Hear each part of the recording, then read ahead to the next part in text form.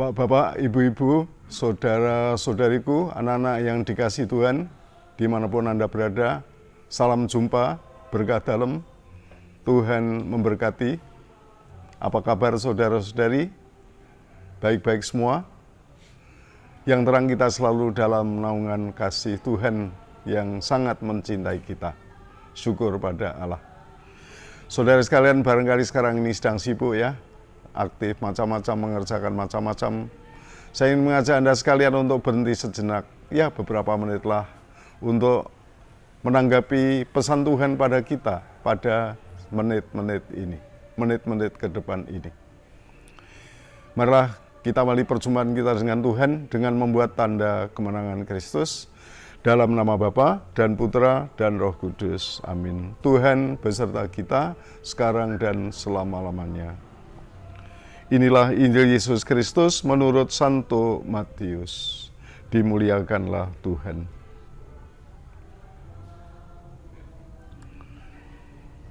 Yesus dan hukum Taurat.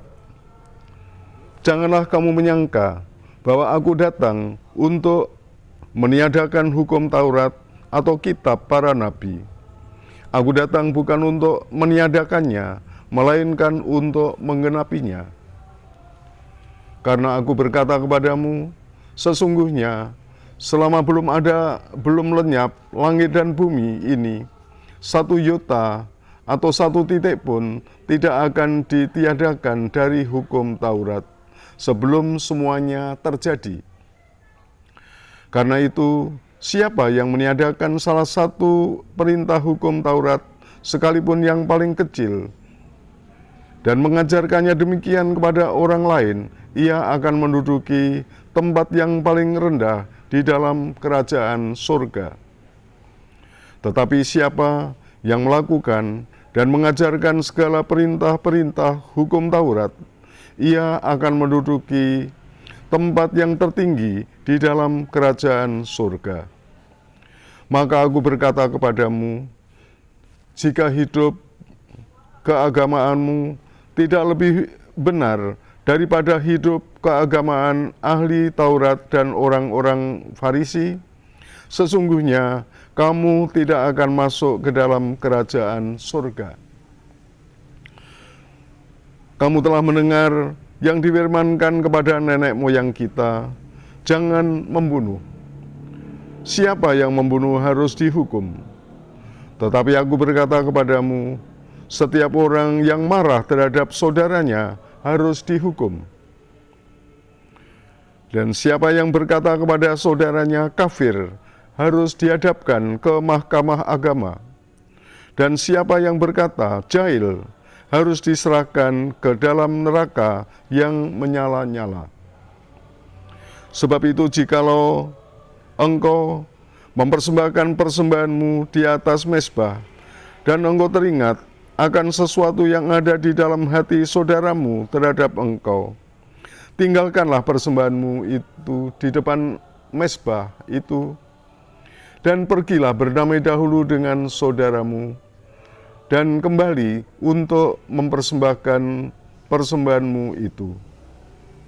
Segeralah berdamai dengan lawanmu, selama engkau bersama-sama dengan dia di tengah jalan, supaya lawanmu itu jangan menyerahkan engkau kepada hakim, dan hakim itu akan menyerahkan engkau kepada pembantunya, dan engkau dicampakkan ke dalam penjara. Aku berkata kepadamu, sesungguhnya engkau tidak akan keluar dari sana sebelum engkau membayar hutangmu sampai lunas. Kamu telah mendengar firman, jangan berzina.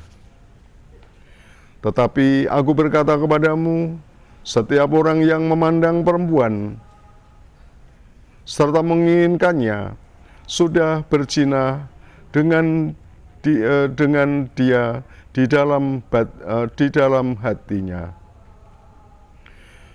Maka jika matamu yang kanan menyesatkan engkau, cungkilah dan buanglah, karena lebih baik bagimu jika satu dari anggota tubuhmu binasa, daripada tubuhmu dengan utuh dicampakkan ke dalam neraka. Jika tanganmu yang kanan menyesatkan engkau, penggalah dan buanglah, karena lebih baik bagimu jika satu dari anggota tubuhmu binasa daripada tubuhmu dengan utuh masuk neraka. Demikianlah Injil Tuhan. Terpujilah Kristus. Bapak, Ibu, dan saudara-saudari yang dikasihi Tuhan, kita mengenal Tuhan Yesus sebagai pribadi yang taat kepada Allah Bapa. Ketaatan yang total, melaksanakan misinya, sampai berserah diri, sampai rela menderita sengsara dan wafat bagi kita. Tuhan begitu taat sampai sedemikian rupa caranya. Taat sampai mengorbankan diri. Dan Tuhan yang penuh ketaatan itulah yang di dalam Injil juga mengungkapkan kesetiaannya kepada hukum Taurat. Walaupun hukum Taurat itu dari agama Yahudi ya, tapi Tuhan Yesus juga merasa terikat di sana. Merasa wajib untuk melaksanakan hukum Taurat itu sampai sepenuh-penuhnya, sedalam-dalamnya. Dan Tuhan tidak hanya menghayatinya secara harafiah, tetapi Tuhan menghayatinya secara sungguh mendalam. Membawa kita atau membawa pribadinya kepada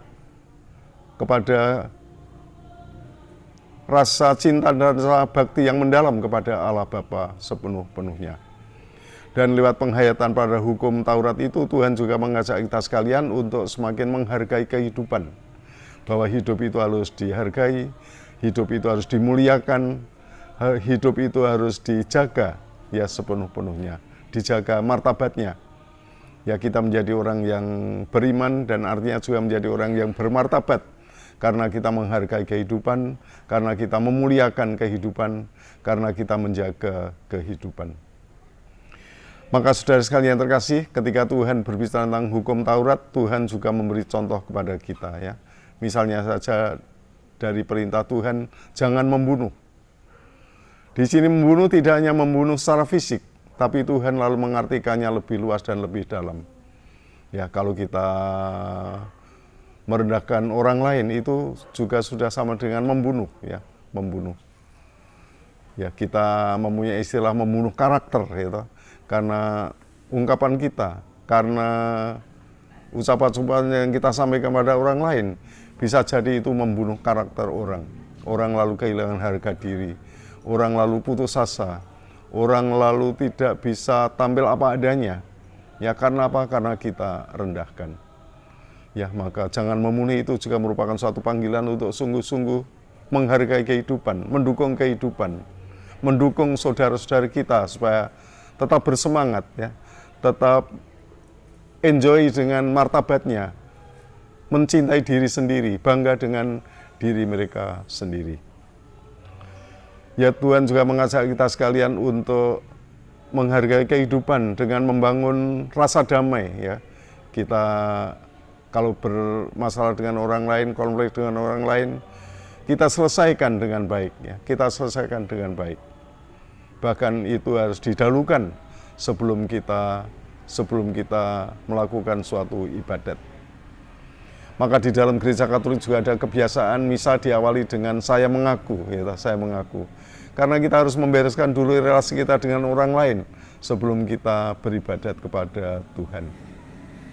Kita dipanggil untuk sungguh melaksanakan hukum Tuhan, dan dengan demikian kita semakin memuliakan hidup, kita semakin menghargai hidup, kita semakin mengembangkan kehidupan kita. Pada akhir bacaan tadi juga Tuhan juga menyinggung relasi dengan lawan jenis, ya, antara laki-laki dan perempuan.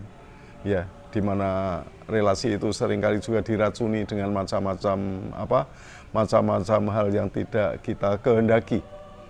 Ya, ada yang kaitannya dengan eksploitasi, ada yang terkait dengan egoisme, ada yang terkait dengan hawa nafsu, dan kita diajak untuk membangun relasi antara pria dan wanita itu sebagai suatu relasi yang juga membuat hidup itu indah, membuat hidup itu bermartabat, membuat hidup itu sebagai sesuatu yang sangat berharga ya di dalam kehidupan. Itulah saudara sekalian yang terkasih, panggilan kita untuk bersama Tuhan Yesus taat pada hukum, dan dengan taat pada hukum kita juga semakin menghargai kehidupan, kita semakin melindungi kehidupan, kita semakin membuat hidup itu indah dan bermartabat. Semoga hati kita senantiasa terbuka pada tuntunan Tuhan, terutama lewat hukum yang kita kenal dari ke-10 perintah Allah dan juga dari perintah-perintah gereja. Saudara sekalian yang terkasih, selamat berkarya dan Tuhan memberkati.